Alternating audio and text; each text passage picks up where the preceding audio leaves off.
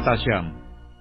Ngayon, ang unang tipan din ay nagkaroon ng mga palatuntunan ng pagsamba sa Diyos at ng kanyang santuaryo, ang santuaryo ng sanglibutang ito, sapagkat inihanda ang isang tabernakulo, ang una, na kinaroroonan ng kandelero at ng dulang, at ng mga tinapay na handog, na siyang tinatawag na dakong banal.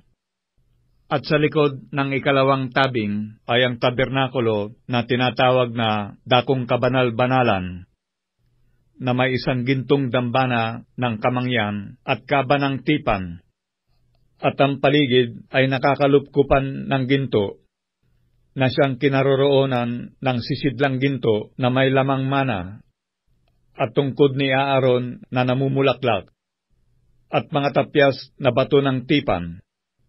At sa ibabaw nito ay ang mga kerubin ng kaluwalhatian na nangagsisililim sa luklukan ng awa, na ang mga bagay na ito ay hindi natin mapag-uusapan ngayon ng isa-isa. At sa ganitong paghahanda ng mga bagay na ito, sa unang tabernakulo ay palaging nagsisipasok ang mga saserdote na tinutupad ang mga katungkulan. Datapwat sa ikalawa ay pumapasok na nag-iisa ang dakilang saserdote, minsan sa isang taon, na hindi walang dalang dugo, na inihahandog na patungkol sa kanyang sarili at sa mga kamalian ng bayan, na ipinakikilala ng Espiritu Santo, na hindi pa naihahayag ang pagpasok sa dakong banal samantalang nakatayo pa ang unang tabernakulo, na yaoy isang talinhaga ng panahong kasalukuyan. Ayon dito ay inihahandog ang mga kaloob at ang mga hain tungkol sa budhi na hindi magpapakasakdal sa sumasamba. Palibhasay palatuntunan lamang na ukol sa laman na iniatang hanggang sa panahon ng pagbabago, gaya ng mga pagkain at mga inumin at sari-saring paglilinis.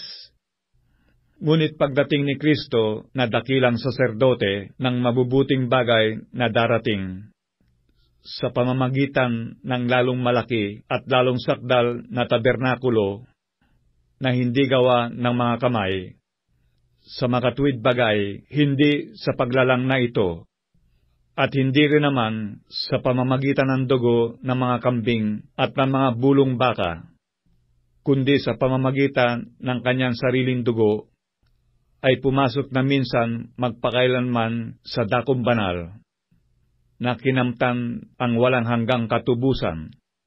Sapagkat kung ang dugo ng mga kambing at ng mga baka, at ang abo ng dumalagang baka na ibinubudbud sa mga nadungisan, ay makapagiging banal sa ikalilinis ng laman, gaano pa kaya ang dugo ni Kristo, na sa pamamagitan ng Espiritu na walang hanggan ay inihandog ang kanyang sarili na walang dungi sa Diyos, ay maglinis ng inyong budhi sa mga gawang patay upang magsipaglingkod sa Diyos na buhay?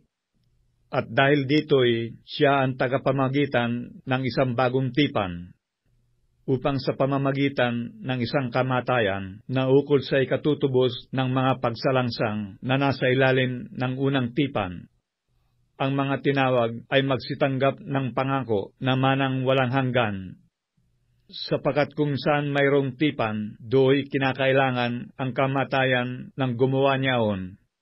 Sapagkat ang isang tipan ay may kabuluhan kung mamatay ang gumawa, sa ibang paraay walang anumang kabuluhan samantalang nabubuhay ang gumawa. Kaya't ang unamang tipan ay hindi itinalaga ng walang dugo. Sapagkat nang salitain ni Moises ang bawat utos sa buong bayan ayon sa kautusan, ay kumuha siya ng dugo ng mga bulong baka at ng mga kambing, na may tubig at balahibong mapula ng tupa at isopo, at winisikan ang aklat at gayon din ang buong bayan, na sinasabi, ito ang dugo ng tipan na iniutos ng Diyos tungkol sa inyo. Gayon din ang tabernakulo at ang lahat ng mga kasangkapan sa pangangasiwa ay pinagwiwisikan niya ng dugo sa gayon ding paraan.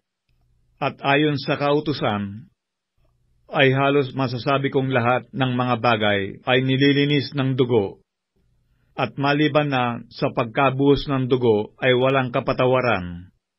Kinakailangan nga na ang mga anyo ng mga bagay sa sangkalangitan ay linisin ng mga ito.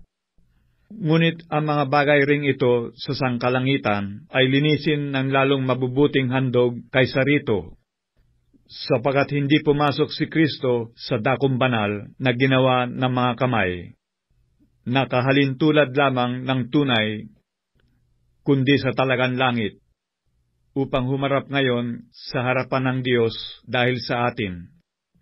At siya'y hindi rin naman kailangang ihandog na madalas pa ang kanyang sarili, na gaya ng dakilang saserdote na pumapasok sa dakong banal taon-taon na may dalang dugo na hindi niya sarili. Sa ibang paraan ay kailangan na siya'y magbatang madalas mula nang itatag ang sanglibutan.